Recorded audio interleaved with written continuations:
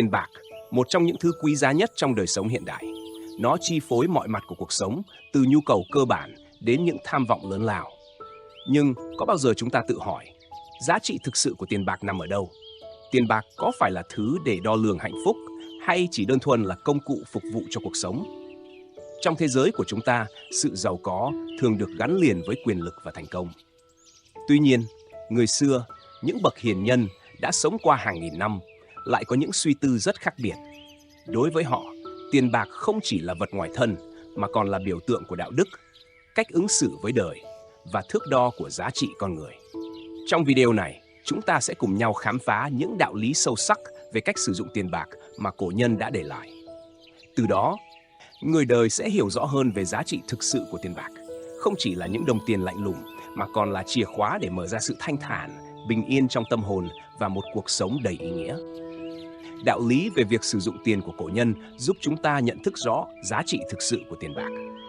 Trong quá khứ, người xưa đã lấy cốt cách tâm tính và đạo đức làm thước đo con người, sử dụng nhân, lễ, nghĩa, trí, tín làm tiêu chuẩn đánh giá. Tuy nhiên, trong những năm gần đây, xu thế đã thay đổi.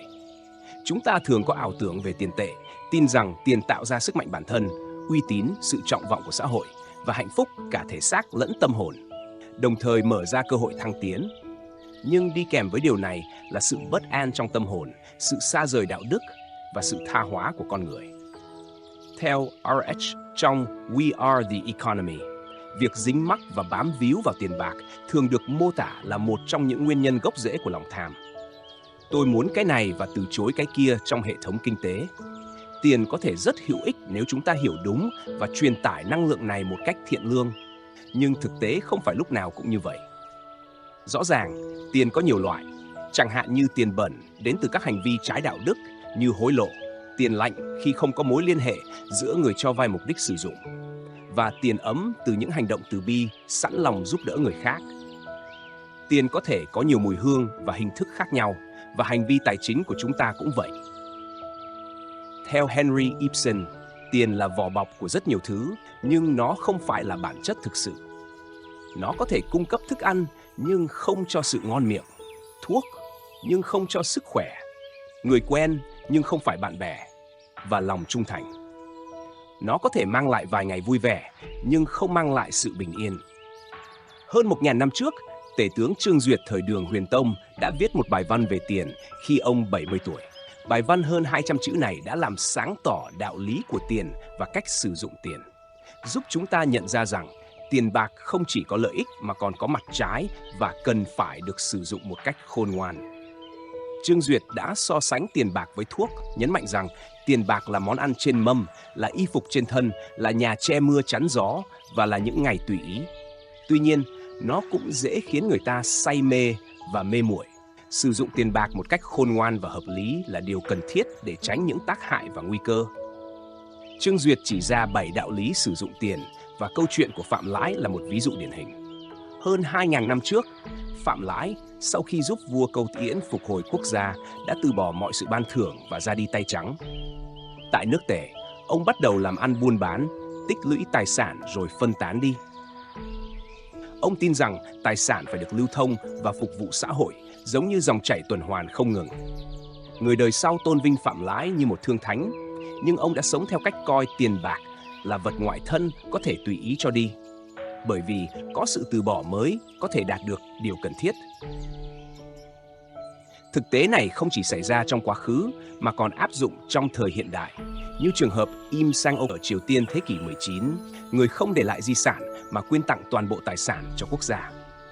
Tiền bạc chỉ là công cụ để lưu thông và phục vụ xã hội, không phải là vật báu quý giá, và chúng ta nên coi đó là một phần của đạo đức và nghĩa vụ trong xã hội.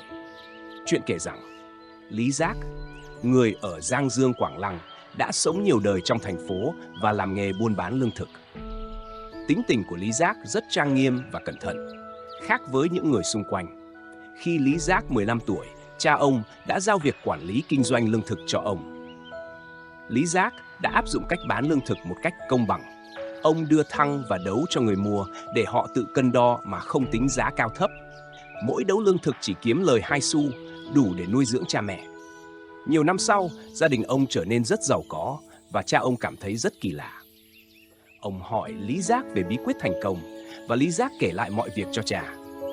Người cha nói rằng trong nghề buôn lương thực, người ta thường dùng thăng và đấu khác nhau để kiếm lời, bán ra bằng cái nhỏ hơn và mua vào bằng cái lớn hơn. Dù quan lại kiểm tra và hiệu chỉnh thăng đấu vào mùa xuân và mùa thu, họ vẫn không thể ngăn chặn tệ nạn này. Cha ông chỉ dùng một loại thăng và đấu cho cả việc mua bán. Ông cảm thấy thời gian lâu rồi không có sai lệch, và giờ con ông áp dụng cách tự cân đo để giao dịch, trở nên giàu có thể là do thần linh trợ giúp. Khi Lý Giác sống đến hơn 80 tuổi, ông vẫn giữ nghề cũ và khi qua đời ở trên trăm, thân thể ông vẫn nhẹ nhàng và khỏe mạnh. Một đêm nọ, ông nói với các cháu rằng, sau nhiều năm tu dưỡng, ông không còn lợi ích gì với các cháu nữa. Ông qua đời sau đó, và 3 ngày sau, quan tài của ông nứt ra. Có âm thanh dân gian truyền rằng, ông giống như ve sầu thoát xác và bay lên thành tiên. Câu chuyện tiếp theo diễn ra vào thời kỳ giữa triều Đại Minh. Có một tú tài họ Chu, người sống chính trực và nghèo khó trong một ngôi nhà thuê. Một hôm, vợ anh phát hiện 2 nén bạc dưới viên gạch bếp và rất vui mừng. Tú tài Chu đã viết lên 2 nén bạc rằng nếu đó là tiền của mình thì phải đưa cho mình một cách rõ ràng.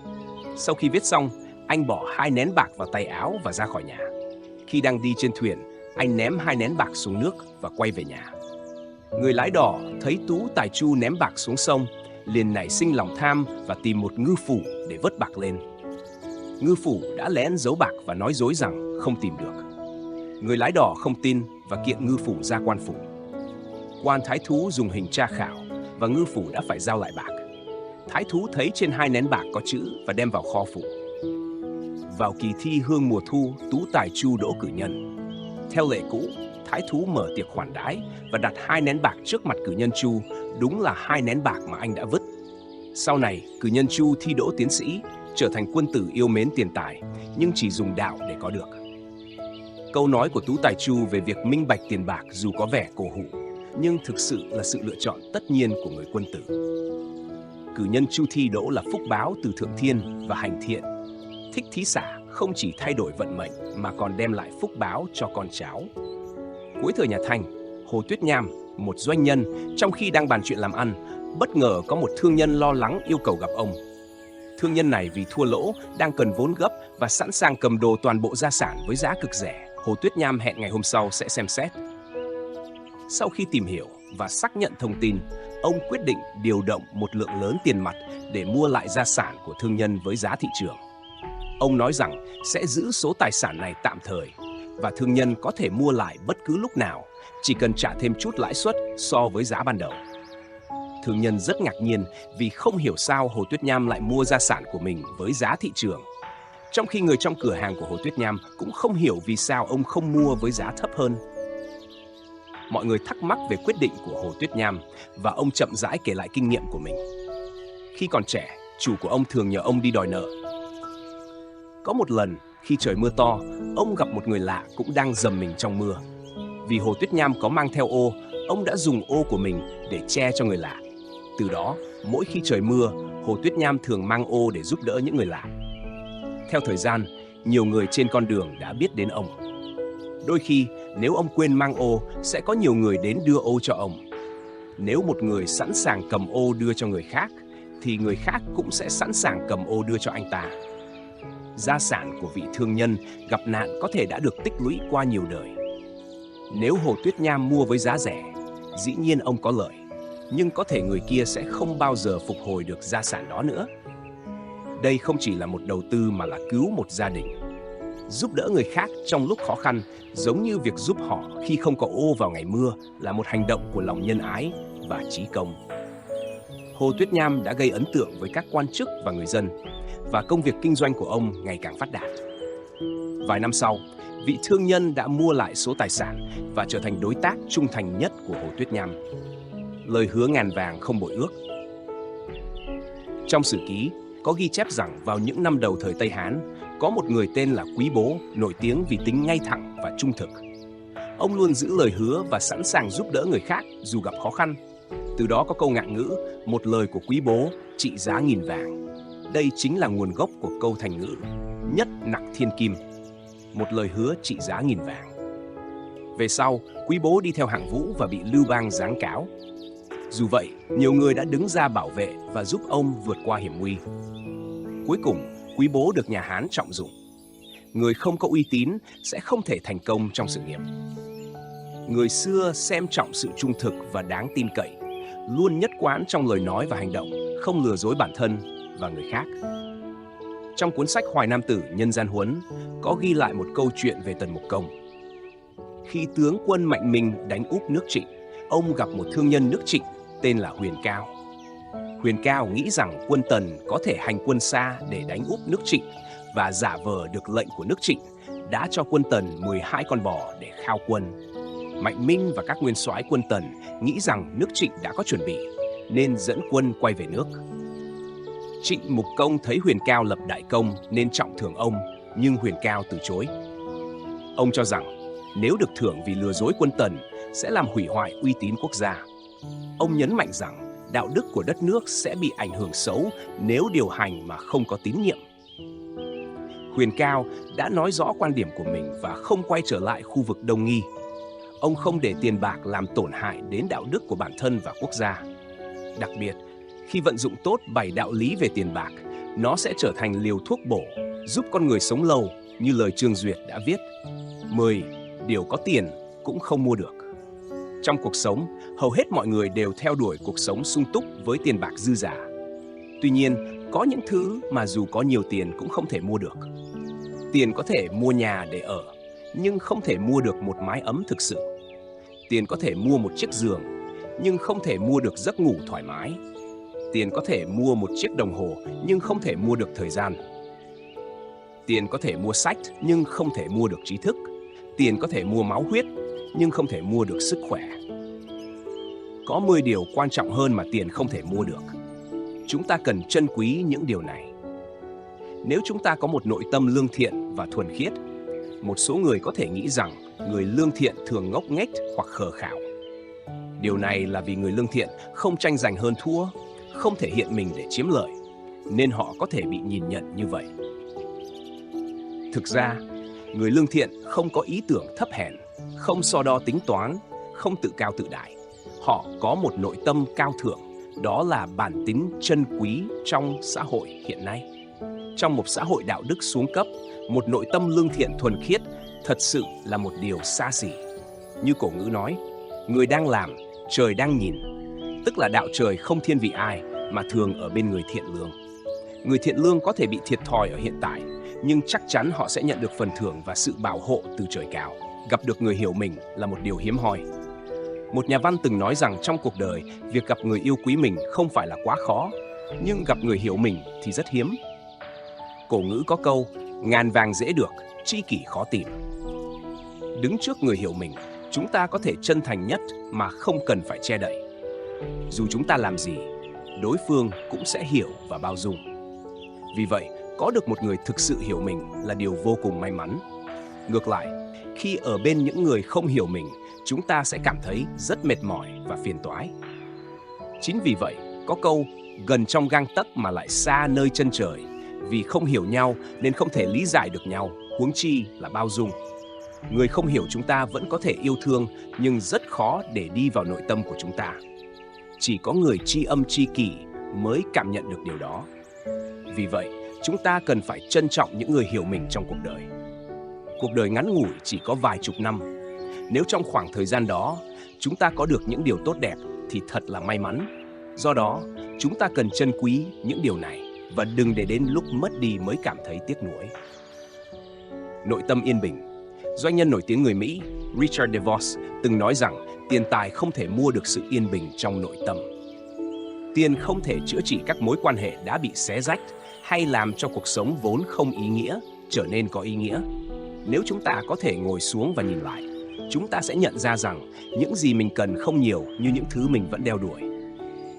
Một người có nội tâm an tĩnh thường là người đã từ bỏ sự hấp dẫn của danh lợi.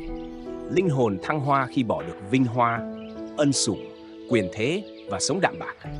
Chính vì sự đạm bạc mà người ta có được sự an tĩnh và yên bình. Tâm linh giác ngộ, danh lợi, quyền lực và tình cảm trong đời người đều là những thứ khó bền lâu. Như nhà Phật thường nói, danh lợi và tình cảm trên thế gian chỉ là vật ngoài thân, giống như mây khói thoảng qua, như trăng trong nước hay hoa trong gương, sinh không mang theo, chết không mang đi. Nhà Phật cũng giảng rằng sinh mệnh có luân hồi và linh hồn con người là bất diệt. Trong vòng luân hồi của sinh mệnh, chỉ có đức và nghiệp, thiện nghiệp và ác nghiệp mới đi theo con người suốt đời. Do đó, làm người phải hành thiện, tích đức mới có được nơi trở về tốt đẹp. Cuộc đời trong cõi hồng trần chỉ là một chuyến lữ hành vội vã, và thế gian chỉ là quán trọ. Người có thể giác ngộ những điều này mới tìm được ý nghĩa chân chính của sinh mệnh. Đạo đức, nhà báo và tác giả người Mỹ George Lorimer đã nói rằng có tiền và những thứ có thể mua bằng tiền là điều tốt, nhưng cũng đừng quên thỉnh thoảng kiểm tra xem liệu bạn có đánh mất những thứ không thể mua bằng tiền hay không. Dù ít hay nhiều, tiêu chuẩn đạo đức luôn tồn tại trong tâm của chúng ta như một tiêu chuẩn để đánh giá tốt xấu, đúng sai. Dù người ta có cố gắng dẫm đạp lên tiêu chuẩn này, thì chúng ta cũng mơ hồ hiểu được đạo lý trong đó, vì lương tâm luôn tồn tại trong mỗi người. Chỉ là nó có vị trí quan trọng hay không mà thôi. Chính trực. Tiểu thuyết gia người Anh Douglas Adams nói rằng khi phục vụ người khác, điều cần thiết mà tiền không thể mua hay so sánh được chính là sự chân thành và chính trực. Nhân phẩm cần lấy chính trực làm gốc. Chính trực là nền tảng của làm người, là trụ cột của sự sống và là căn bản trong việc đối nhân xử thế. Làm người phải chính trực, làm việc phải chân chính và đúng đắn, tiền tài chỉ là công cụ để sinh tồn. Thái độ của bạn đối với việc kiếm sống cũng phản ánh thái độ của bạn đối với cuộc sống của chính mình. Nếu công việc kiếm sống là sự sa đọa, bạn đã hủy diệt ý nghĩa tồn tại của chính mình. Bạn đã từng cầm đồng tiền bất nghĩa hay chưa? Đã từng vì mưu cầu thêm của cải mà hùa theo người khác, hạ thấp tiêu chuẩn đạo đức của mình, hay làm những việc không nên làm để sống qua ngày hay chưa? Nếu bạn đã từng làm những việc như vậy, thì tiền tài mà bạn kiếm được cũng không mang lại dù chỉ một chút niềm vui. Thay vào đó, những món đồ mà bạn mua được bằng những đồng tiền ấy sẽ trở thành một nỗi sỉ nhục, chứ không phải là sự kính trọng, là sự căm hận, chứ không phải là thành tựu. Bạn sẽ cảm thấy tiền tài như một loại tội ác, vì bạn không thể có được sự tự tôn từ nó. Nhà vật lý thiên văn người Mỹ Neil deGrasse Tyson từng lo lắng rằng con người thời ông thường không dùng tấm lòng cảm thông và chia sẻ để hiểu cảm xúc và ý nghĩ của người khác hay những sinh vật khác trên trái đất. Ông đề xuất rằng giáo dục chính quy của nhân loại nên bao gồm cả giáo dục về sự cảm thông và chia sẻ. Tiền có thể mua được hiểu biết và kỹ năng, nhưng không thể mua được giáo dục chân chính. Mục đích của giáo dục xuyên suốt các nền văn hóa trên thế giới là tạo ra những thế hệ trẻ với nhân cách và đạo đức tốt đẹp. Đây mới là ý nghĩa chân chính của giáo dục. Về giấc ngủ an lành, trong thời kỳ chiến quốc, khi Tề Uy Vương bị bệnh, ông đã triệu tập danh y Văn Trí đến khám bệnh cho mình. Tề Uy Vương thấy khí sắc của Văn Trí hồng hào, tươi sáng, liền hỏi về đạo dưỡng sinh. Văn Trí nói rằng đạo dưỡng sinh của ông đặt giấc ngủ lên hàng đầu. Nếu con người không ngủ một đêm, thì việc phục hồi sẽ khó khăn và mất nhiều thời gian. Nhà văn và nhà viết kịch nổi tiếng người Anh William Shakespeare đã nói rằng giấc ngủ thoải mái là một món quà ban tặng cho con người. Nếu chất lượng giấc ngủ của một người không tốt, cuộc sống của người đó sẽ không thoải mái. Ngược lại, nếu một người có được giấc ngủ yên bình và an ổn, đó là điều đáng trân quý. Trong xã hội hiện đại, nhiều người trẻ tuổi không coi trọng giấc ngủ, có người thậm chí thức suốt đêm vì những thú vui vô bổ. Không ít người khi đến tuổi trung niên mới nhận ra rằng giấc ngủ ngon là điều xa xỉ, và khi sức khỏe đã giảm sút, họ mới thấy một cơ thể khỏe mạnh là quan trọng đến thế nào. Thân thể khỏe mạnh là tài sản quý giá, như người xưa nói, thân người khó được, và thân người là quý giá nhất. Không có sức khỏe, tiền tài và địa vị chỉ là những thứ vô nghĩa. Người giàu có, khi mắc bệnh, thường thấy tất cả của cải đều trở nên vô nghĩa, chỉ mong có được một cơ thể khỏe mạnh. Nhưng trong cuộc sống, không ít người quên cả sức khỏe, thậm chí mạng sống của bản thân để đạt được những thứ mình mong muốn như tiền tài và danh vọng. Điều này thực sự là cái được không đáng so với cái mất. Theo cách nhìn của cổ nhân, người có nhiều tiền bạc của cải được xem là người giàu có, trong khi người không có tài sản gì trong tay được coi là người nghèo. Dưới đây là câu chuyện về Hoàng đế Càn Long, Kỳ Hiểu Lam và Hỏa Thân bàn luận về giàu nghèo. Một lần, khi Càn Long đế nghỉ mát ở Sơn Trang Thừa Đức, trong lúc nhàn rỗi, ông đã nói chuyện với Kỳ Hiểu Lam và Hỏa Thân. Càn Long hỏi Kỷ Hiểu Lam và Hỏa Thân ai là người giàu nhất và nghèo nhất thiên hạ.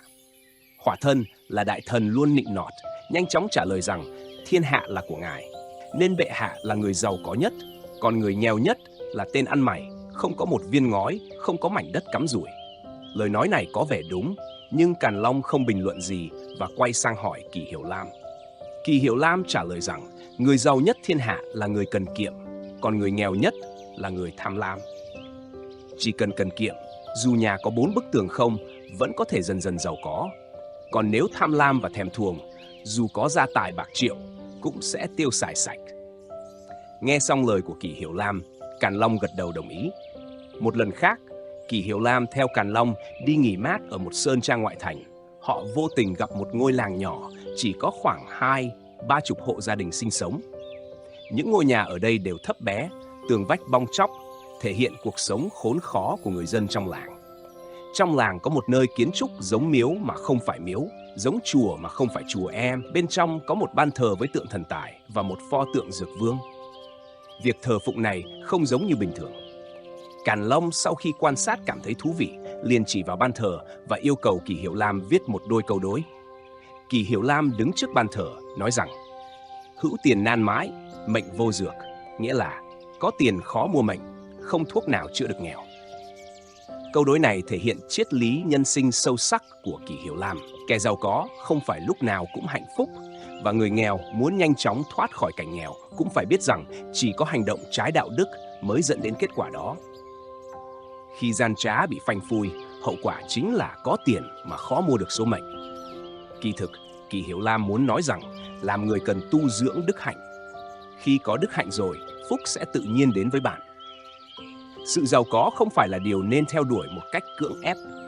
Từ xưa đến nay, cần kiệm không chỉ là cách làm giàu mà còn là một đức tính tốt đẹp. Người siêng năng và cần kiệm biết tiết kiệm tiền bạc và chi tiêu hợp lý thì tài sản sẽ dần dần gia tăng. Ngược lại, người tham lam, ham muốn và không kiểm soát được sự thèm khát của mình sẽ tiêu tán hết tài sản. Hơn nữa, không chỉ tài sản mà đạo đức cũng sẽ suy giảm theo những dục vọng đó, dẫn đến tán gia bại sản và phạm tội lớn. Điều này cũng phản ánh cuộc đời của Hỏa Thân. Nhiều người trẻ ngày nay cho rằng không có nhiều của cải và bản thân không kiếm được nhiều tiền, nên lâm vào bi quan và chán nản. Họ thường than trời trách người và luôn muốn làm giàu nhanh chóng. Tuy nhiên, thực tế chỉ cần dưỡng thành tính cần kiệm và giảm bớt tham lam thì cuộc sống sẽ trở nên đầy đủ và sung túc hơn. Tiền bạc không thể mua được niềm vui, nhưng thứ gì mới có thể mua được niềm vui? Niềm vui là một trạng thái tâm lý, cảm giác không thể nắm bắt và khó duy trì lâu dài. Mỗi người đều mong muốn và theo đuổi niềm vui. Trong quan niệm của con người hiện đại, niềm vui thường gắn liền với tiền bạc. Ví dụ, khi bạn mua một bộ quần áo mà bạn đã ao ước từ lâu, cảm giác trong lòng rất sảng khoái và thỏa mãn. Hoặc khi bạn khao khát một chiếc máy tính hay điện thoại mới, bạn sẽ cảm thấy hứng thú và muốn khoe khoang với mọi người. Những niềm vui này thường khó có được, và nếu không có tiền, bạn sẽ khó thỏa mãn được những khao khát này. Theo các chuyên gia, con người có bản năng theo đuổi những thứ thỏa mãn ngay lập tức. Bản năng này thực chất là cơ chế sinh tồn của con người. Ví dụ, khi đói hoặc khát, bạn sẽ tìm thức ăn hoặc sự giúp đỡ. Tuy nhiên, trong xã hội hiện đại, chúng ta không thể thỏa mãn ngay lập tức. Chúng ta cần đợi đến ngày nhận lương hoặc phải chờ đợi tại nhà hàng để được phục vụ. Sự chậm trễ này thường tạo ra phản ứng cảm xúc mạnh mẽ hơn so với cảm giác thỏa mãn ngay lập tức. Các nhà sinh lý học giải thích rằng điều này liên quan đến dopamine, một chất hóa học kích thích trung khu vui vẻ trong não bộ. Khi bạn thích thú với một việc gì đó, dopamine mang lại cảm giác vui vẻ. Nhưng khi dopamine giảm, cảm giác vui vẻ cũng sẽ giảm. Điều này có nghĩa là niềm vui không giữ được lâu, và khi không còn dopamine, chúng ta lại tìm kiếm sự kích thích mới. Nghiên cứu gần đây của Viện Hàn Lâm Khoa học Quốc gia Hoa Kỳ về mối quan hệ giữa tiền bạc và niềm vui cho thấy rằng tiền bạc không thể mua được niềm vui. Họ đã chia hai nhóm tình nguyện viên, một nhóm dùng $40 để mua bất kỳ thứ gì mình muốn, nhóm còn lại dùng tiền để đổi lấy thời gian tự do, ví dụ như gọi điện thoại để tiết kiệm thời gian nấu ăn. Kết quả khảo sát cho thấy, nhóm dùng tiền để đổi lấy thời gian tự do có mức độ thỏa mãn cao hơn. Điều này cho thấy việc sử dụng tiền để có nhiều thời gian tự do hơn sẽ làm cho người ta vui vẻ hơn. Ngược lại, Việc mua sắm không mang lại niềm vui thật sự. Kết luận là điều thật sự khiến con người cảm thấy vui vẻ là có bao nhiêu thời gian tự do và chất lượng của thời gian đó. Tiền bạc chỉ là công cụ để có thời gian hữu ích hơn, và niềm vui cơ bản không phụ thuộc vào tiền mà là cách chúng ta quản lý thời gian và tạo ra thời gian có ích. Nếu bạn cảm thấy cuộc đời ngắn ngủi và muốn quý trọng thời gian để có cuộc sống vui vẻ, hãy làm cho mỗi giờ, mỗi phút của bạn đều trở nên có ích. Sắp xếp lại cách sống để thời gian có ích phát huy giá trị thực sự, từ đó có được niềm vui thực sự. Tại sao cổ nhân lại chọn sống bần hàn mà vui vẻ, còn hơn là giàu sang mà gặp tai họa? Benjamin Franklin, một trong những cha lập quốc của Hoa Kỳ, từng nói rằng tiền bạc chưa bao giờ và sẽ không bao giờ mang lại hạnh phúc, vì bản chất của nó không thể tạo ra hạnh phúc. Những người sở hữu nhiều tiền lại càng ham muốn nhiều tiền hơn. Doanh nhân nổi tiếng Phineas Taylor Barnum cũng từng nói rằng tiền là một ông chủ tồi tệ nhưng là một người hầu xuất sắc. Rõ ràng không ai muốn có một ông chủ tồi tệ điều khiển cuộc sống của mình. Vì vậy, cổ nhân đã chọn sống bần hàn mà vui vẻ, hơn là giàu sang nhưng không có sự an tĩnh trong tâm hồn. Nếu con người có thể kiểm soát được ham muốn và biết thế nào là đủ, thì dù sở hữu bao nhiêu tiền cũng không còn là vấn đề. Lúc đó, người làm chủ tiền chứ không phải ngược lại. Ngược lại, nếu để tiền làm chủ mình, tai họa chắc chắn sẽ phát sinh. Những người chạy theo tiền bạc thường không biết điểm dừng, thậm chí có thể mất đi đạo đức và bất chấp mọi điều để đạt được. Cổ nhân giảng rằng tiền bạc và vật chất thực chất không thuộc về mình. Khi sinh không mang theo, khi tử cũng không thể đem theo.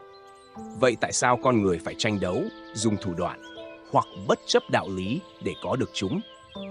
Dẫu có được, cũng không thể cảm nhận được hạnh phúc trọn vẹn, và cuộc sống gia đình với tình yêu thương và hiếu thuận cũng khó mà có được. Sách Liệt Nữ Truyện ghi lại một câu chuyện cổ về vợ của Vu Lăng Tử Trung. Thời Xuân Thu Chiến Quốc, ở nước Sở có một người nổi tiếng nhân nghĩa là Vu Lăng Tử Trung. Vua Sở nghe danh và sai sứ giả mang ngàn vàng đến mời ông về phụng sự triều đình.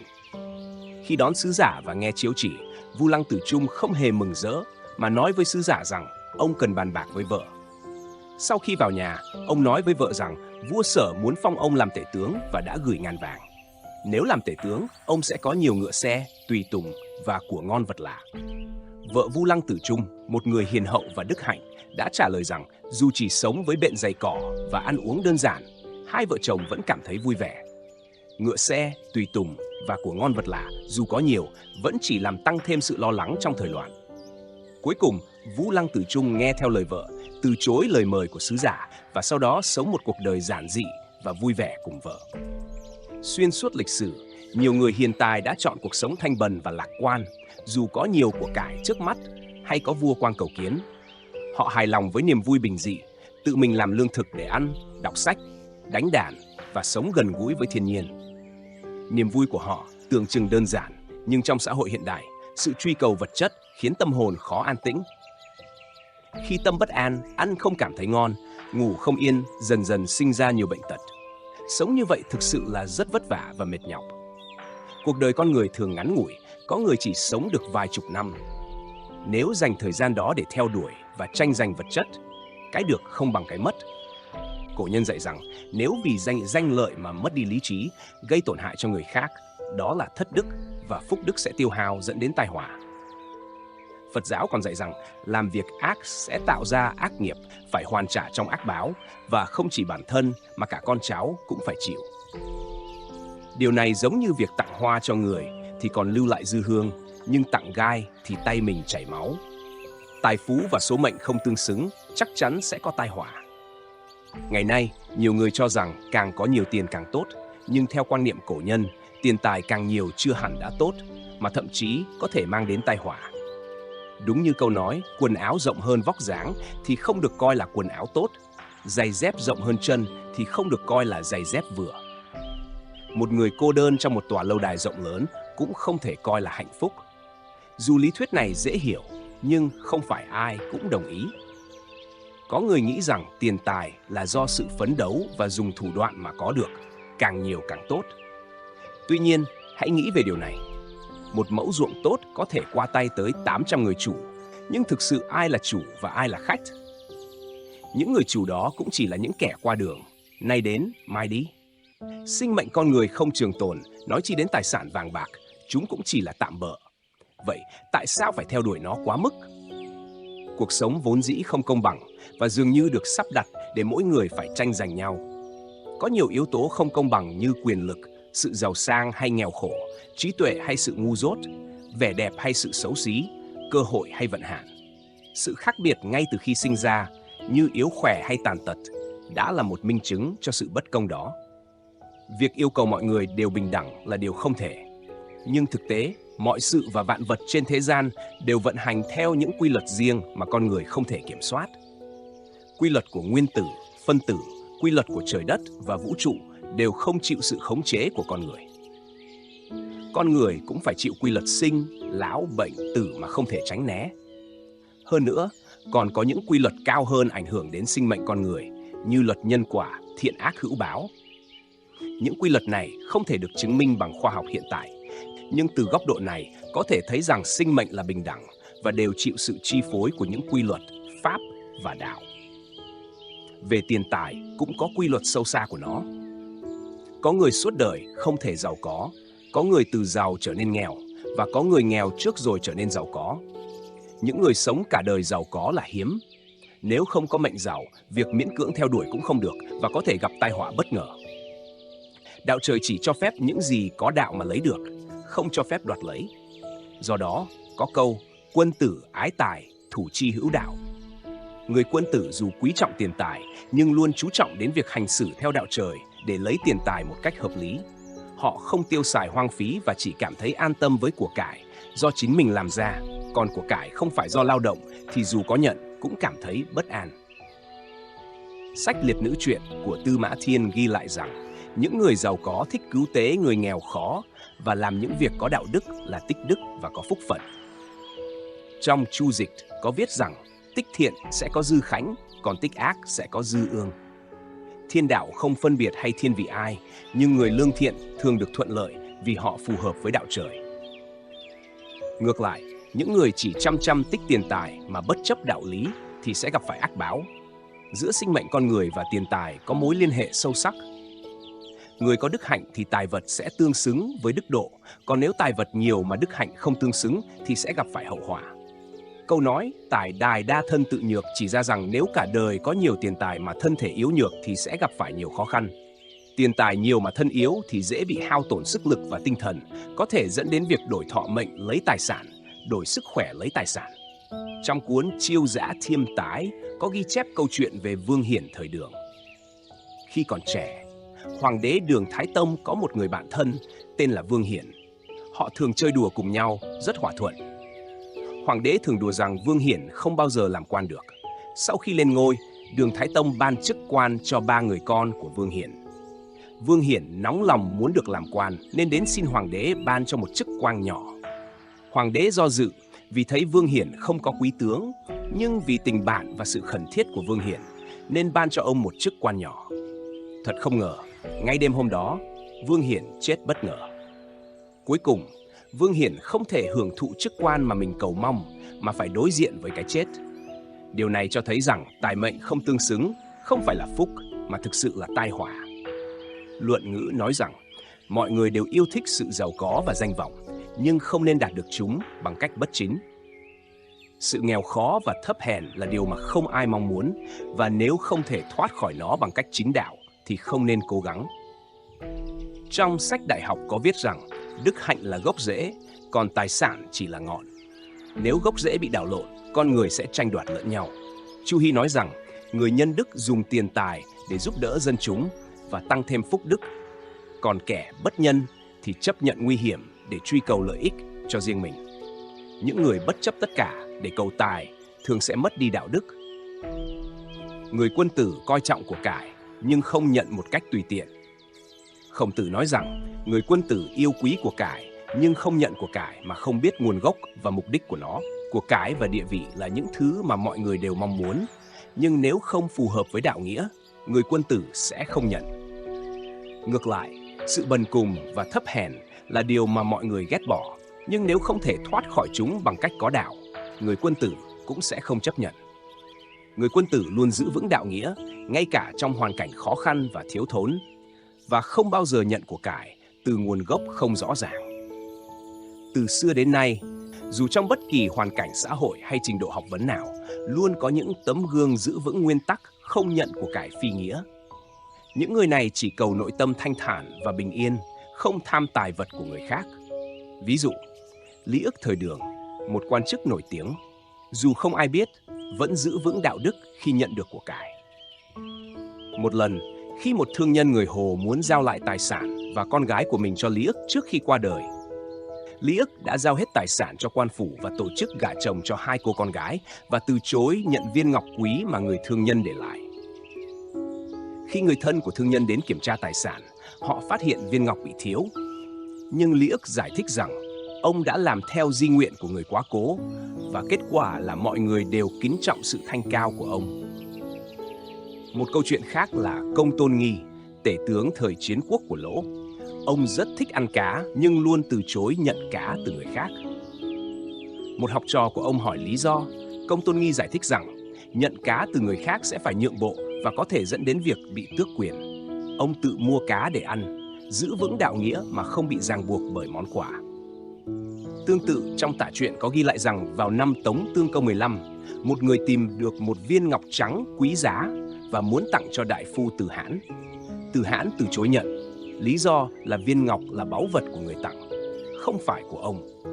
Nếu ông nhận, cả hai sẽ mất báu vật. Từ Hãn đề nghị người tặng bán viên ngọc và giữ lại số tiền, đồng thời phái người hộ tống người tặng trở về. Điều này cho thấy dù không ai biết, nhưng đạo trời và lương tâm vẫn biết. Cuối cùng, người quân tử chỉ nhận của cải từ nguồn gốc hợp đạo và không bị cuốn vào cuộc chạy đua tiền bạc. Có phúc ắt sẽ tìm đến và tiền bạc sẽ đến theo. Tiền bạc có được một phần là nhờ vào nỗ lực, nhưng phần lớn là nhờ vào phúc báo. Nếu có phúc báo, mọi việc sẽ thuận lợi và có tiền sẽ đến. Tuy nhiên, nếu mê tiền, người ta dễ dàng đánh mất lương tâm và các mối quan hệ quý giá. Sự thận trọng trong việc đối xử và nhận thức về tiền tài và phúc báo là điều cần thiết. Cuộc sống của con người không thể tránh khỏi khổ đau. Việc truy cầu và tham vọng cũng như kinh doanh đều có lúc thành công và thất bại. Không thể chỉ mong muốn có hạnh phúc mà không phải trải qua khổ đau. Thực tế, tiền bạc không nên đến quá nhanh, quá nhiều hoặc quá dễ dàng. Khi tiền đến quá nhanh và nhiều, con người có thể trở nên ngông cuồng và coi tiền bạc như điều tầm thường. Tiền tài vốn là kết quả của phúc báo. Nếu sống lãng phí, việc kiếm lại sẽ rất khó khăn. Một số người cho rằng tiền bạc do bản thân kiếm được là nhờ năng lực cá nhân. Nhưng thực tế, tiền bạc kiếm được chỉ có một phần là nhờ nỗ lực, còn phần lớn là nhờ phúc báo. Nếu bạn có phúc báo, tiền sẽ đến với bạn dễ dàng. Ngược lại, có những người làm việc cực nhọc nhưng vẫn không đủ ăn đủ mặc. Điều này cho thấy họ thiếu phúc phần. Có câu nói rằng tiền có 8 chân nhưng người chỉ có 2 chân. Tiền có thể đến từ nhiều hướng nhưng con người chỉ có khả năng giới hạn để đuổi theo tiền. Chính vì vậy, cần dựa vào phúc phần của mình mà tìm kiếm sự ổn định. Khi bạn có đủ phúc phần, tiền bạc sẽ tự tìm đến bạn. Con người gặp khó khăn là cơ hội để học hỏi và tu dưỡng bản thân, giống như một bài kiểm tra xem bạn có đủ phúc để hưởng thụ hay không. Khi tiền vào túi, tiêu dùng một phần cũng là tiêu đi một phần phúc báo. Do đó, không nên lãng phí bất cứ thứ gì. Nhiều người khi có tiền lại quên điều này, và đến khi phúc báo cạn kiệt, họ lại than trời trách đất. Có câu rằng, một lượng vàng tương đương với 4 lượng phúc báo. Nếu bạn muốn tiêu 100 quan tiền, bạn cần tiêu tốn 400 phần phúc báo để đổi lại. Thực tế là, khi bị cuốn vào tiền tài, nhiều người dễ dàng mất đi lương tri và trở nên kiêu ngạo mù quáng. Con người khổ đau thường là vì muốn có nhiều hơn, tốt hơn, nhưng quên mất rằng lòng thiện lương là gốc rễ của cuộc sống. Thiện lương chính là cội nguồn của phúc báo. Con người có được nhiều hay ít phúc báo phụ thuộc vào tâm hồn và đức hạnh của họ. Có thể bạn sẽ hỏi tại sao những người làm điều ác vẫn có được sự giàu sang phú quý. Đúng là họ đang làm tổn hại phúc báo, nhưng họ hưởng thụ phúc báo do nhân duyên đời trước tạo ra. Khi họ đã tiêu hết phúc báo của mình, họ sẽ phải trả giá bằng những khó khăn và khổ đau trong đời này. Phật giáo giảng về nhân quả và luân hồi. Điều này cũng thể hiện rằng những gì bạn tạo ra hôm nay sẽ ảnh hưởng đến tương lai. Nếu muốn sống an lạc và bình thản, cần buông bỏ dục vọng và truy cầu. Sống đơn giản và thanh đạm sẽ giúp duy trì sức khỏe bền lâu. Đừng vì tiền mà đánh mất lương tri. Đừng vì lợi ích mà bỏ qua phẩm hạnh. Dù có tiền hay không, hãy luôn trân trọng hiện tại và thuận theo tự nhiên. Khi có nhiều tiền bạc, cần giữ gìn lễ nghĩa và đức hạnh. Người xưa dạy rằng nhân nghĩa và lễ nghĩa sẽ giúp tăng phúc phần và ngăn ngừa tai họa. Một cá nhân, gia đình hay quốc gia muốn duy trì sự thịnh vượng lâu dài phải giữ gìn lễ nghĩa. Trong cuốn Khuyến Nhẫn Bách Trầm, tác giả Hứa Danh Khuê thời Nguyên viết rằng dù có giàu có cũng cần giữ gìn lễ nghĩa. Khổng Tử đã nói rằng giàu có mà thiếu nhân nghĩa là điều không nên. Và Mạnh Tử cũng cảnh báo rằng làm giàu không thể đi đôi với hành vi bất nhân. Phần lớn người muốn giàu có thường sẽ phóng túng dục vọng và đánh mất thiên lý. Nhân nghĩa đầy đủ sẽ giúp con người có phúc báo và tránh được tai họa. Một câu chuyện kể về Tống Cảnh Công thời Xuân Thu cho thấy ông là người nổi tiếng vì nhân nghĩa. Ông là một tấm gương về sự thịnh vượng và giữ gìn đạo đức trong quản lý đất nước. Tống Cảnh Công lo lắng và đã gọi Tử Vi đến hỏi 3 lần. Lần nào ông cũng tự trách về những lỗi lầm của mình và không muốn chuyển sự đau khổ của mình cho dân chúng hay các quan đại thần khác. Cuối cùng, Tử Vi nói rằng Ngài đã bày tỏ lòng nhân từ 3 lần và trời cao chắc chắn sẽ khen thưởng Ngài 3 lần. Ngôi sao trên bầu trời đêm sẽ chuyển vị trí 3 lần và tuổi thọ của Ngài có thể tăng thêm 21 năm. Đêm đó, các tinh tú quả nhiên đã dịch chuyển 3 lần như lời Tử Vi dự đoán. Mọi người tin rằng Tống Cảnh Công nhờ vào thiện tâm và đức hạnh của mình đã được trời cao cảm động và tránh được đại nạn. Trong cuốn Luận Hành Phi Hàn, Vương Sung viết rằng một quốc gia có thể tồn tại là nhờ vào lễ nghĩa như câu chuyện của Ngụy Văn Hầu. Có một người tên là Đoàn Kiền Mộc, dù tài đức nhưng không tham quyền lực và tiền bạc. Ngụy Văn Hầu rất kính trọng ông. Mỗi khi đi qua nhà Đoàn Kiền Mộc, Ngụy Văn Hầu đều cúi đầu thể hiện lòng tôn trọng. Quân đội nước Tần khi biết về lễ nghĩa của Ngụy Văn Hầu thì không dám tấn công nước Ngụy. Người xưa nói rằng đức hạnh của nho sĩ là tôn trọng lễ nghĩa. Ngụy Văn Hầu nhờ hành lễ với Đoàn Kiền Mộc đã đẩy lùi được quân đội mạnh của nước Tần và bảo toàn vùng đất của nước Ngụy. Điều này chứng tỏ hiệu quả to lớn của việc thực hành lễ nghĩa. Người giàu có nên gìn giữ lễ nghĩa và không đánh mất nó, vì giàu có mà bất nhân bất nghĩa thì sẽ tự rước tai họa. Ngược lại, giàu có mà giữ được nhân nghĩa lễ độ thì sẽ bảo toàn được cơ nghiệp và gia đình được an ổn lâu dài. Nghèo tiền của không đáng sợ bằng nghèo tâm hồn. Trong cuộc đời sẽ có những lúc túng thiếu, nhưng khi bạn trưởng thành, bạn sẽ thấy rằng nghèo về của cải không đáng sợ, mà điều đáng sợ nhất chính là nghèo về tâm hồn. Khi nghèo về kinh tế, bạn còn có thể cải thiện, nhưng nghèo về tâm hồn thì khó mà bù đắp được. Theo tâm lý học, nghèo tâm hồn có nghĩa là trái tim đã cằn cỗi, chỉ tập trung vào bản thân mà không nghĩ đến người khác, không có tinh thần trách nhiệm và cho rằng cuộc sống không như ý là do thiếu tiền.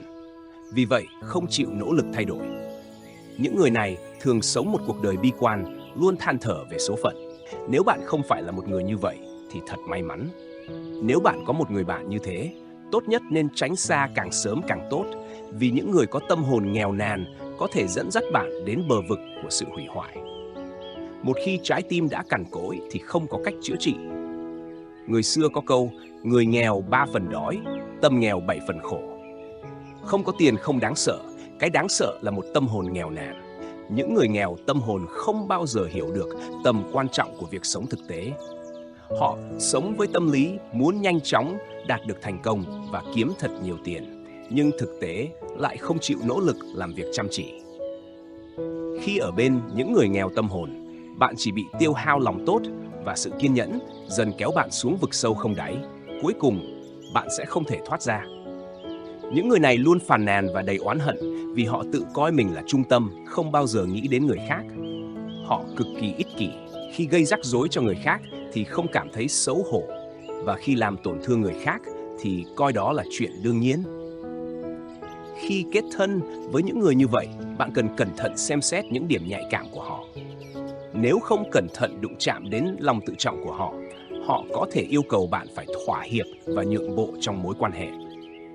Những người tâm hồn nghèo nàn, dù có núi vàng núi bạc cũng không cảm thấy vui vẻ. Hơn nữa, chẳng bao lâu nữa sẽ gặp khó khăn. Họ không chỉ làm tổn thương gia đình mà còn làm tổn thương bạn bè. Có một câu chuyện về một người đàn ông nghèo rất không thích khi thấy hàng xóm có cuộc sống hạnh phúc. Một ngày nọ, ông gặp một bà tiên, và bà tiên đã nói với ông rằng bà có thể thực hiện bất kỳ điều ước nào của ông, nhưng bất kỳ điều ông ước muốn thì hàng xóm của ông sẽ được gấp đôi. Ông suy nghĩ và quyết định yêu cầu bà tiên làm cho ông mù một mắt. Người thiếu lòng nhân ái và tâm địa độc ác thì không biết cảm ơn, họ chỉ giỏi trút giận mà không biết tu dưỡng nhân cách. Khi trái tim của một người nghèo đến mức cùng cực, thực sự không có cách chữa trị. Thiếu thốn về vật chất có thể bù đắp bằng tiền bạc, nhưng nếu thiếu thốn về tâm hồn, bạn sẽ phải chịu đựng sự tẻ nhạt vô vị cả đời. Hai người có thể nghèo tiền của, nhưng không thể nghèo tâm hồn. Một người từng hỏi người nghèo tâm hồn thực chất là nghèo cái gì? Và câu trả lời là lòng dạ hẹp hòi, tầm nhìn hạn hẹp, thiếu ý chí và hoài bão, sống cuộc sống buồn tẻ vô vị. Nhiều người luôn ghen tị với sự giàu có và quyền lực của người khác, không dám đối mặt với cuộc sống thực tế, không biết trân trọng cuộc sống và không học hỏi từ người khác để làm việc chăm chỉ và tiến bộ. Họ chỉ hao tâm tổn sức vào sự đố kỵ và oán thán, và một người như vậy sẽ không bao giờ có được một cuộc sống phong phú và sung túc. Ngược lại, những người có ước mơ trong trái tim và ánh sáng trong đôi mắt, dù gặp phải khó khăn về tài chính, cũng sẽ không bao giờ từ bỏ việc nuôi dưỡng hy vọng. Nhờ vậy, họ sẽ từng bước vượt qua tình trạng khó khăn của mình. Ở một thành phố xa hoa nọ, có một gia đình nghèo khó, chỉ sống qua ngày bằng nghề bán bánh chiên. Người vợ chiên bánh, còn người chồng thì đi giao bánh. Một chiếc xe đẩy nhỏ và một căn phòng cho thuê đơn sơ là tất cả những gì họ có. Nhưng ngay cả trong hoàn cảnh khó khăn như vậy, gia đình này vẫn luôn nở nụ cười tích cực và sống với sự nhiệt tình. Họ nghèo tiền của, nhưng tấm lòng của họ không nghèo chút nào. Kỳ thực, nghèo không phải là điều đáng xấu hổ, và giàu có cũng không phải là điều tội lỗi. Cơm canh đạm bạc và quần áo đẹp không có nhiều khác biệt. Chỉ cần chúng ta có tình yêu thương, gia đình sẽ luôn êm ấm và hạnh phúc. Câu chuyện trên thực sự mô tả chân thực cuộc sống của nhiều người. Nếu bạn muốn thành công, cần có chí khí và dũng cảm để thử sức, nhất định sẽ có cơ hội thay đổi nghịch cảnh. Nếu bạn không có gì cả, không có tầm nhìn cũng không có hoài bão, bạn sẽ mãi nghèo khổ. Cuộc sống không bao giờ mang đến sự may mắn từ trên trời rơi xuống. Những đau khổ của cuộc đời sẽ luôn nhường bước cho những người sẵn sàng làm việc chăm chỉ. Như câu nói, cá bơi ngược dòng, cá chết trôi xuôi dòng. Cuộc đời là quý giá, vì vậy hãy tránh xa những người có tâm hồn nghèo nàn. Có người nói, bạn muốn trở thành người như thế nào, hãy ở bên những người như vậy, và cuối cùng bạn sẽ trở thành người bạn mong muốn. Kết giao với người có tâm hồn nghèo nàn sẽ chỉ khiến bạn rơi vào vòng năng lượng tiêu cực và oán thán của họ.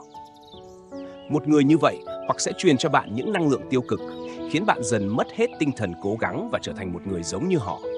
Hoặc họ sẽ lợi dụng sự nghèo khó hay yếu đuối của mình để yêu cầu bạn giúp đỡ. Cuộc đời còn lại của bạn là vô cùng quý giá, vì vậy tốt nhất là nên tránh xa những người như vậy, càng sớm càng tốt. Hãy từ chối kết bạn với một người nghèo tâm hồn và đừng bao giờ để mình trở thành người như họ. Tiền bạc và trí tuệ, cái nào quan trọng hơn? Một ngày, có một người thương nhân và một thợ rèn sắt tranh luận với nhau về trí tuệ và tiền bạc. Thương nhân đáp rằng, nếu nghèo như chuột chạy ngoài đồng, thì trí tuệ có ích gì? Nghe vậy, người thợ rèn liền phản bác rằng, tiền bạc cũng không giúp được một kẻ ngốc. Ông không đồng ý với thương nhân, bèn nói rằng, nếu không có trí tuệ, tiền bạc chẳng đáng một đồng. Ngược lại, khi đã có trí tuệ, dù không có tiền vẫn có thể giúp đỡ người khác. Thương nhân tức giận, phản bác rằng điều đó không thể, và thách thức người thợ rèn chứng minh trí tuệ của ông có ích hơn tiền bạc của ông. Ông hứa sẽ thưởng cho người thợ rèn 1.000 rup nếu chứng minh được trí tuệ của mình hữu ích hơn tiền bạc. Và ngược lại, nếu tiền bạc của ông hữu dụng hơn trí tuệ của người thợ rèn, ông phải làm thuê cho ông. Người thợ rèn đồng ý. Họ quyết định nhờ vua phân xử. Sau khi gặp nhà vua và trình bày cuộc tranh luận, nhà vua nổi tiếng tàn nhẫn đã định sai đao phủ chém đầu họ. Tuy nhiên, ông nhớ lời dặn của cha rằng không được giết quá 3 người trong một ngày. Nếu không, sẽ không còn ai giúp ông săn voi, chăn ngựa hay trồng bông và gạo. Vì vậy, nhà vua nghĩ ra một kế hoạch và đưa cho thương nhân một bức thư viết bằng lá cỏ, có 3 vạch sơn niêm phong. Ông bảo thương nhân và người thợ rèn đem bức thư này gửi cho vua nước láng giềng. Khi trở lại, nhà vua sẽ ban thưởng cho họ. Sau khi gửi bức thư, thương nhân và thợ rèn đứng chờ câu trả lời của vua nước láng giềng. Vua nước láng giềng xé lớp phong thư và đọc to: Hỡi người láng giềng hùng mạnh của ta, nếu ông muốn trải qua những ngày tháng bình yên, hãy giết hai người này. Thương nhân sợ hãi quỳ rạp trước mặt vua và cầu xin tha mạng, hứa sẽ giao toàn bộ tài sản của mình cho vua, chỉ cần vua tha cho ông một con đường sống. Nhà vua mỉm cười và nói: Tiền bạc ta đã có quá đủ rồi. Người đâu, bắt nhốt hai tên này lại. 1 giờ sau, truyền đao phủ chém đầu hai tên ngoại quốc này cho trẫm. Bảo vệ bao vây vị thương nhân và người thợ rèn, giám sát từng nhất cử nhất động của họ. Vị thương nhân xin tha, hứa sẽ đền đáp hậu hĩnh cho các anh mỗi người 1.000 rúp. Nhưng lính trả lời rằng: Chúng tôi có mạng sống thì còn gì để tiêu xài, tiền cũng không mua được hạnh phúc. Chưa đến 1 giờ sau, đao phủ đã đến, theo sau là nhà vua và các quan triều đình. Khi đao phủ vừa nâng đao lên, người thợ rèn đã phá lên cười. Nhà vua cảm thấy kỳ lạ và hỏi: Ngươi cười cái gì? Người thợ rèn đáp: Thưa ngài, tôi cười vì vào 5 ngày trước, có một vị tiên tri nổi tiếng xuất hiện trong cung của vua chúng tôi. Vị tiên tri này đã nói rằng, chỉ cần người thợ rèn và vị thương gia này còn sống trên đất nước của ngài, Giang Sơn của ngài sẽ phải gánh chịu tai ương khủng khiếp như dịch hạch, hạn hán, bão lũ và nạn đói. Do đó, nhất định phải diệt trừ chúng tôi. Nhưng ngài phải nhớ rằng, nếu chính tay ngài giết chúng tôi, mọi tai ương sẽ đồng loạt ập đến đất nước của ngài. Vì vậy, ngài phải nghĩ cách để vua nước khác giết chúng tôi, và khi đó, mọi thảm họa sẽ đổ xuống lãnh thổ của nước khác. Nhà vua nghe xong giận tím mặt, nghiến răng nói: Vậy có nghĩa là vua của các ngươi muốn hủy hoại Giang Sơn của trẫm? Các ngươi trở về đi, báo cho kẻ không giữ chữ tín đó rằng 3 ngày sau, binh sĩ của trẫm sẽ xuất quân dẫm nát mảnh đất của hắn. Trẫm sẽ bắt hắn làm tù binh và sai hắn đến canh tác ở nơi này. Người thợ rèn và vị thương nhân vội vàng quay về. Trên đường đi, người thợ rèn nói với vị thương nhân: Giờ thì ông đã hiểu trí tuệ quan trọng hơn tiền bạc chưa? Nếu không có tôi, giờ đầu ông cũng chẳng còn. Mau đưa tôi 1.000 rúp của ông đi, chúng ta sẽ về rồi nói tiếp. Vị thương nhân đáp: Quay về xem tình hình thế nào. Dù không cam lòng mất 1.000 rúp, vị thương nhân quyết tâm phải hãm hại người thợ rèn. Chưa đến mấy ngày sau, họ đã đứng trước mặt nhà vua và báo rằng vua nước láng giềng muốn tuyên chiến với ngài và sẽ xuất quân san phẳng vùng đất hoa màu của chúng ta. Nhà vua nghe vậy, sợ run người, bèn hỏi tại sao ông ta lại giận dữ với trẫm như vậy. Lúc này, vị thương nhân cướp lời và nói đều là do tên thợ rèn này hãm hại nên ông ta mới phẫn nộ với ngài. Vị thương nhân kể lại toàn bộ sự việc với nhà vua. Nhà vua nghe xong liền bật dậy khỏi ghế và ra lệnh: Trẫm muốn chém đầu cả hai người. Người thợ rèn cười phá lên đến nỗi nước mắt rơi. Nhà vua ngạc nhiên hỏi: Ngươi cười cái gì? Người thợ rèn đáp: Tôi cười vì ngài sắp xử tử tôi, nhưng ngài lại không biết rằng chỉ có tôi mới có thể ép quân địch thoái lui. Ngài giết tôi rồi thì chính ngài sẽ phải hứng chịu tai ương. Vì thế nên tôi cười. Nhà vua muốn kiểm tra lời người thợ rèn có đúng không, nói: Nếu ngươi không thể khiến quân địch thối lui, trẫm sẽ ra lệnh thiêu sống người. Người thợ rèn đáp: Ngài chỉ cần cho tôi một con ngựa, quân địch sẽ không dám tấn công vào bản lãnh địa của ngài nữa. Nhà vua ra lệnh cấp cho người thợ rèn một con ngựa. Người thợ rèn cưỡi ngựa phi thẳng về phía quân địch đến ranh giới đất nước. Ông thấy quân đội của địch mặt đầy phẫn nộ, cưỡi ngựa đứng phía trước và nói: Ngài hãy giết chết tôi trước, rồi hãy phá hủy hoa màu. Chỉ cần tôi còn sống, binh sĩ của ngài đừng hòng bước qua đường ranh giới này. Nhà vua nghĩ rằng nếu mình giết hắn, lời tiên đoán đáng sợ kia sẽ trở thành hiện thực. Dịch hạch, nạn đói, hạn hán sẽ đổ ập xuống vùng đất của mình. Không được giết hắn. Nhà vua nói: Để vua nước hắn giết hắn đi. Trẫm không phải kẻ địch của người. Nhà vua lập tức hạ lệnh cho quân lính rút lui.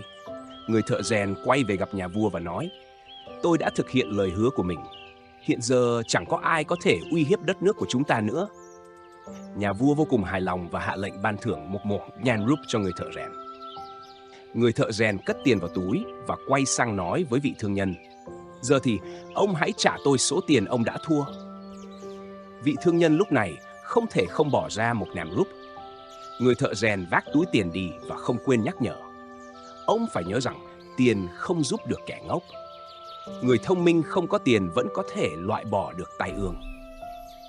Nếu các bạn thấy nội dung này hữu ích, đừng quên nhấn nút thích, chia sẻ và đăng ký kênh Audio Cổ Nhân để không bỏ lỡ những video tiếp theo về triết lý sống, bài học cuộc đời và những giá trị trường tồn.